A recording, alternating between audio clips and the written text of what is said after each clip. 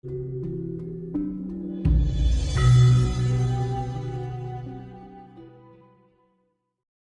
orang tuh pegang om, apa yang terjadi? Orang tuh bangkrut, hancur.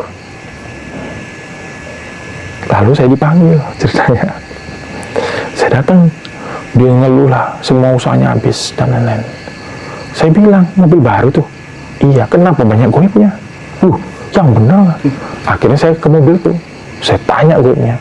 Ternyata benar. Tempat tadi tuh buang sial untuk ininya, untuk rezekinya, buang apanya tuh targetnya ke orang lain. Orang lain beli mobil itu, dia ikat perjanjian jadinya. Dialah yang dimakan semua. Wah, nyesalnya dia beli mobil itu jadinya. Hilang perusahaannya gara-gara mobil itu. Terus yang dilakukan Kanjeng Budi apa itu? Pembersihan. Yang dibersihkan apanya? Mobilnya. Jadi hari itu mobilnya saya, karena udah terlanjur dibeli kan, udah terlanjur bangkrut. Jadi kan tinggal mobil itu doang. Jadi mobilnya harus dibersihkan. Jadi saya bersihkan dulu goibnya. Dibandingin garam? Enggak, bersihkan dulu goibnya. Saya penjara dulu. Habis itu saya suruh bongkar semua karpet-karpetnya kita lihat. Harusnya ada satu benda yang ditinggalin di situ. Mesti ada itu. Mau diselipin kursi di mana? Nanti kita cari kan kayak di sini. Ternyata memang benar ada benda yang ditinggalin. Itu kita bakar. Habis itu mobilnya dibersihkan lagi. Baru mobil itu udah jadi mobil biasa. Netral sudah ya? Ya. Jadi nggak perlu dibuang juga mobilnya, tapi tetap dibersihin. Tapi butuh waktu bersihkan, memang nyari posisi bendanya itu di mana. Tetap ada pemicunya, ditaruh di situ. Jadi hati-hati beli barang yang nggak masuk akal, murah banget ya. Itu pasti ada sesuatu gitu. Itu pasti dicari itu kalau ada itu. Murah itu. Tapi kan memang caranya gitu sekarang, cara mainnya. Oke. Ini kan Kanjeng Budi kan banyak yang datang tuh kasusnya tentang masalah hutang, ekonomi. Kalau Kanjeng Budi itu biasanya kasih tips atau saran atau gimana biar selesai hutangnya, biar si orang tersebut bisa bangkit lagi ekonominya. Ya, jadi banyak yang datang memang masalah utang omnya, dan saya udah hitung-hitung persentasenya om. Tidak 100% berhasil semua om. Jadi ada sekitar 60-70% yang berhasil. Sisanya tuh banyak yang belum berhasil untuk mulih dari hutang. Jadi hutang ini berbeda om dengan yang lain. Dia menimbulkan ikatan dan kutuk.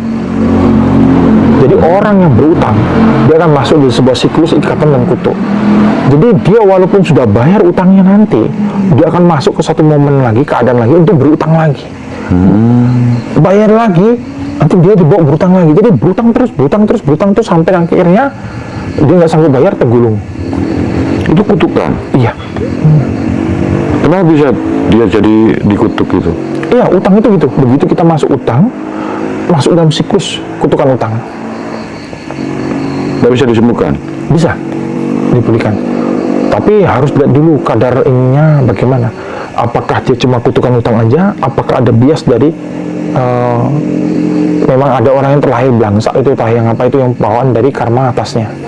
Biasanya saya berdoa dulu, minta izin, akhirnya baru bisa nanti kita bersihkan.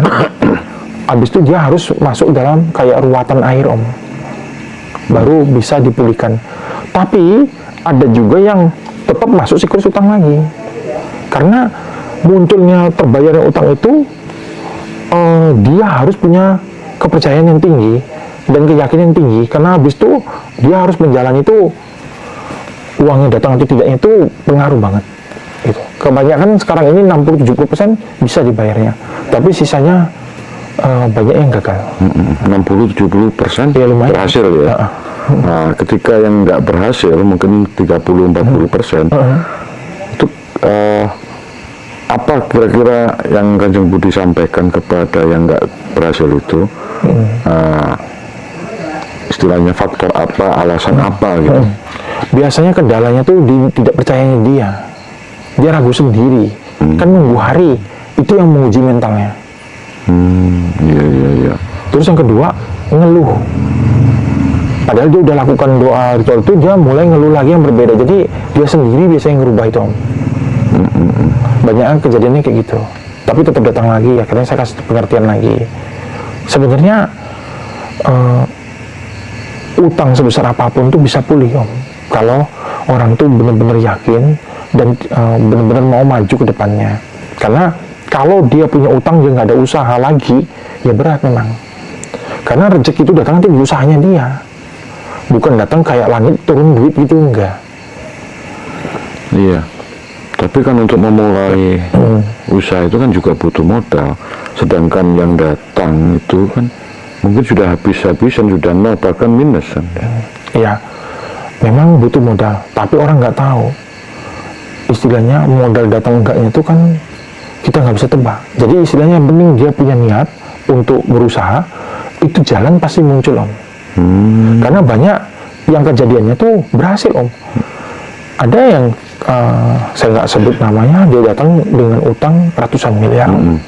Bagaimana mau bayarnya? Dia nggak punya apa-apa lagi. Saya bilang, jangan usah khawatir. Kita tuh punya Gusti Allah yang besar.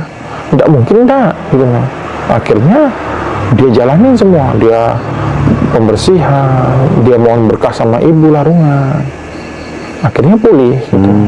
Jadi susah ngomong. Ada yang cuma utang 1 juta, gagal dia untuk bayarnya. Tapi yang besar malah bisa. Biasanya orang yang lebih besar tuh lebih nekat, Om. Dia lebih nggak ada lagi, pasrah, nggak ada harapan apapun lagi, gitu. Nah, jadi itu biasanya lebih berani jalannya mereka. Kalau dapat klien yang berhasil gitu, berarti Kanjeng Budi pernah dapat imbalan hadiah dari mereka itu? Biasanya mereka nanti ngirim-ngirim sesuatu gitu. Nanti saya bilang utang udah lunas belum, nanti yang gini sudah, kata dia. Oke, ini ada pertanyaan random ini ya. Apakah Kanjeng Budi pernah mengetahui tentang transaksi jual beli di pasar gaib, dan itu gimana mekanismenya? Terus seperti manusia yang normal yang apakah bisa melakukan transaksi gaib itu?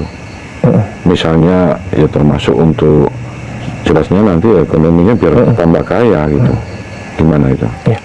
Pasar gaib itu ada bermacam-macam level. Dari pasar gaib biasa, menengah sampai yang udah pasar gaib yang besarnya. Jadi yang bisa mendatangkan uang lebih besar. Tapi pembayarannya pun berbeda tiap level. Kita langsung aja ke yang besar ya. Ini orang normal tetap harus menggunakan dukun, karena ada ritual tertentu untuk masuk ke ritual ke pasar gaib tadi. Terus juga orang normal kan belum tentu bisa masuk ke dalam itu, jadi harus butuh dukun tetap. Yang kedua, kalau sudah pasar yang besar, itu bayarnya dengan hidup. Nyawa? Iya, transaksinya hidup. Bukan nyawa aja, maksudnya berapa tahun hidup. Om mau lepas berapa tahun hidup, Om? Berarti dikurangi umurnya nanti? Iya, nanti celoko dia di saat umurnya udah sampai berapa, celoko dia. Jadi itu yang besar.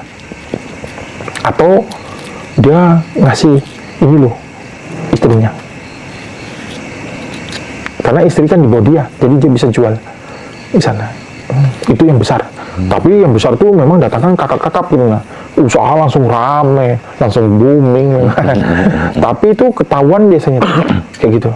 Nanti pasti dari pasar gaib tadi ngirim penjaga, Om, untuk liatin dia. Jadi kami tahu itu dari penjaga-penjaga yang dari sana tuh. Kita kan bisa pasti jadi kayak aset dia tuh kan, karena dia gitu lah. Jadi kan nggak boleh juga yang lain ganggu apa, nanti kan terganggu mereka. Jadi biasanya rumah-rumah mereka tuh ada penjaganya, dari pasar mana mereka pergi gitu. Oke. Misalnya saya punya usaha, buka warung, kok sepi. Kalau misalnya saya ke Kanjeng Budi, kira-kira apa misalnya saran nasihat yang harus dilakukan seperti orang-orang yang punya dagangan sepi itu, warung-warung yang sepi itu, biar laris, tapi dengan jalan yang positif, yang baik. Oke. Jadi memang ada dua jalan tuh warung kami itu, jalan yang negatif sama jalan yang positif. Kalau saya cerita dulu jalan negatif ya, nanti kita bisa cerita yang positif. Kalau jalan negatif misalnya untuk warung rame, biasanya kita lihat dulu tempatnya sama ininya. biasanya saya akan adain, kalau negatif ya ini, bukan ini, saya akan panggil goib yang mau kerjasama dengan dia. Misalnya genderuwo kah, kuntilanak kah, atau goib-goib yang arwah-arwah lain, atau makhluk-makhluk kecil. Misalnya warung bakso, saya akan panggil ini jin pemberak nanti. Nanti kerjasama dengan dia, apa yang dia mau bayar. Jinnya setuju, misalnya dia bilang kamu boleh pakai tinggal di tubuhnya dan lain-lain, dia setuju. Nanti dia ngambil hawa hidupnya tuh. Habis itu nanti semua makanan bakso dari tempat induknya tuh dia berain, atau di mangkok dia berain gitu. Nah, nanti enak tuh kalau orang yang nggak tahu. Kebetulan kan orang-orang kan kebanyakan bismillah itu nggak hidup, tapi kalau bismillah hidup ya pasti nggak enak itu. Kalau bismillah nggak hidup ya makan aja enak. Itu kalau dunia gitu biasanya kuntilanak itu paling sering datangin tuh. Centong, melalui centongnya, melalui apanya itu bisa. Ada lagi yang suka ngeludahin ke makanan, itu juga rame itu. Itu apa itu? Genderuwo? Biasanya itu makhluk kayak gedemit gitu ya. Nanti dia jorokan gitu.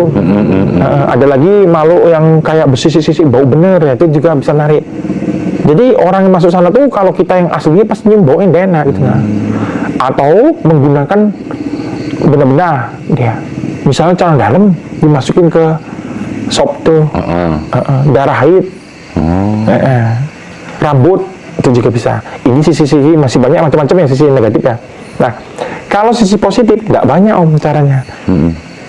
Jadi gini, ada orang yang menggunakan ayat-ayat, tapi saya kurang setuju. Karena bagi saya ayat-ayat itu hanya untuk kemuliaan Gusti, bukan untuk dagang. Itu saya singkirin dulu. Yang kedua, menggunakan pandan. Jadi dia ambil toples, isi air secukupnya, lalu kasih 7 jumput garam. 7 jumput Garam bebas. garam krosok. 7 jumput, diaduk. Habis itu ambil daun pandan 9, disimpul. Simpul kayak logo AIDS, masukin ke dalam, tutup, taruh di bawah tempat dagangan atau tempat uang. Itu per 2-3 hari diganti.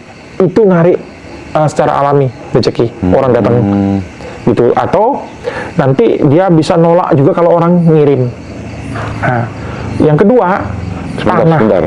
Sebelum ke tanah, pandannya ini bebas. Pandan yang wangi itu nah. Pandan Karena ada yang berduri juga. Oh bukan, yang pandan yang bisa untuk sayur itu nah. Pandan apa itu namanya itu? Pandan untuk sayur tuh. Pandan wangi. Iya, biasa. pandan wangi. Itu diikat nanti. Disimpul. Disimpul kayak itu, itu logonya. iya. Iya. Oke. Silakan. Kalau untuk tanah tadi. Yang kedua, tanahnya ditembung. Jadi biasanya tuh orang tuh baca Bismillahirrahmanirrahim, dipijatnya 3 kali tanah tuh. Tuh. Aku mohon tanah menarik semua pembeli datang ke tempat ini supaya dagangan saya ramai. Itu tanah. Jadi dia Malam, siang, sore bebas. bebas waktunya.